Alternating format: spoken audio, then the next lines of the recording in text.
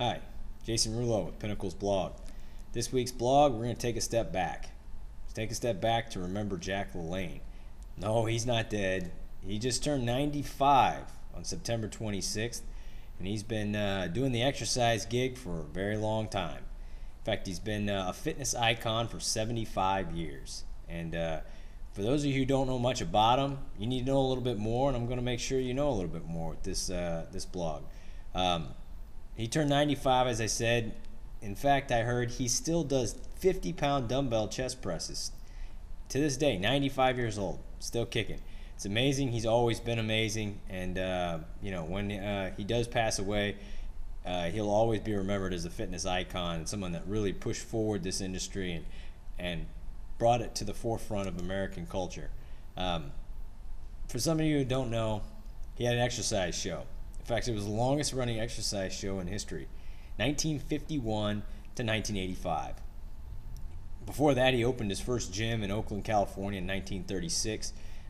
He's been writing books, inventing extra pieces of exercise equipment, such as the leg extension machine, some of the cable-operated machines, such as the pull-down, even the Smith machine, which is actually named after Rudy Smith, a bodybuilder from way back, who actually modified the machine slightly, but it was Jack LaLanne's original design. So, Monsanto people, you're using that all the time probably, or at least you're seeing people use it. You got one there. He's also written numerous books, including a new book which he's had out, which just came out. That's why he's been on Letterman and Today Show and all those shows.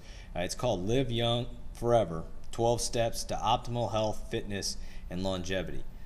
I'd say he's got something to know about that. He's been doing this for a very long time. And everybody knows about his juicer. He's on QVC and Home Shopping Network back in the 90s selling this juicer. But he's always had exercise in his lifestyle. He's always ate right. And he's doing pretty well at 95. He's probably slowed down a little bit, but it doesn't sound like he's slowed down too much if he's still doing 50-pound dumbbell presses. I just wanted you to know a little bit about him, and also be aware of his feats of strength and his feats of ability and the ages at which he did it. For instance, at age 42, he did 1,033 push-ups in 23 minutes. It set the world record. That's at age 42. To celebrate his 60th birthday, he swam from Alcatraz Island to San Francisco. Wait, that wasn't hard enough. He had to handcuff himself. No, wait, that still wasn't hard enough. He had to pull a rowboat with weights inside of it, handcuffed from Alcatraz Island to San Francisco.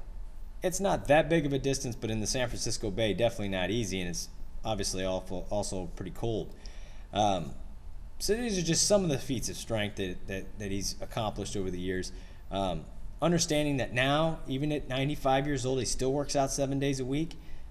Strength training 7 days a week. He also swims 30 minutes every single day. He changes his workout about once a month, he said. But he said it's more of an ego thing now, just to say he does it. At 95, he still works out 7 days a week. My recommendation to our clients is that they don't work out more than 5 days a week. The good Lord took a day off. We need to take 2. We're not gods. So the key is, you can work out 6 days a week, but definitely not 7. We need a day off. But if Jack's been doing it for this long, more power to him. Let him keep it up. I'm going to post, just after this blog, I'm going to post a video from Jack LaLanne's TV show back in the 50s where he's demonstrating fingertip push-ups. An amazing feat of strength for a man of his stature. He's actually pretty short, but that allows him to do some amazing feats, and I'd like you to check that out. And if you got any questions or comments, feel free to post them. We'll see you next week.